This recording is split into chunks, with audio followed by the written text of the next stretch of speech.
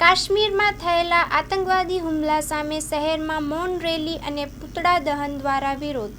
કાશ્મીરમાં થયેલા આતંકવાદી હુમલા સામે શહેરમાં મૌન રેલી અને પૂતળા દહન કાર્યક્રમ દ્વારા વિરોધ કરાયો. કાશ્મીરના પહેલગામમાં થયેલા કાયરતાપૂર્ણ આતંકવાદી હુમલામાં દેશના 26થી વધુ નિર્દોષ નાગરિકોએ પોતાનો અમૂલ્ય જીવ ગુમાવ્યો છે. જે અમાનવીય ઘટનાને પગલે સમગ્ર દેશમાં ઘેરા પ્રત્યાઘાતો પડ્યા છે. સમગ્ર દેશમાં શોક સાથે આક્રોશ જોવા મળી રહ્યો છે. દેશમાં ઠેર ઠેર વિરોધ પ્રદર્શનો થઈ રહ્યા છે. જે ઘટના માટે શોક વ્યક્ત કરવા તથા અને આતંકવાદના ઘોર વિરોધ રૂપે લખતર શહેરમાં મૌન રેલીનું આયોજન કરવામાં આવ્યું છે. લખતર શહેરમાં ઉગમણા દરવાજાથી મૌન રેલી પ્રસ્થાન કરાવવામાં આવી હતી. જે મૌન રેલી શહેરની મેઇન બજાર, મોંચી બજાર, ખોડિયારમાં ડેરી, હવેલી ચોક, ગાંધી ચોક થઈ આથમણા દરવાજા ખાતે મૌન રેલી શાંતિપૂર્વક સંપન્ન કરવામાં આવી. મૌન રેલીના સમાપન બાદ આથમણા દરવાજા પાસે પાકિસ્તાનના પૂતળાનું દહન કરી વિરોધ પ્રદર્શન કરવામાં આવ્યું. સાથે પાકિસ્તાન હાય હાયના નારા લગાવવામાં આવ્યા હતા.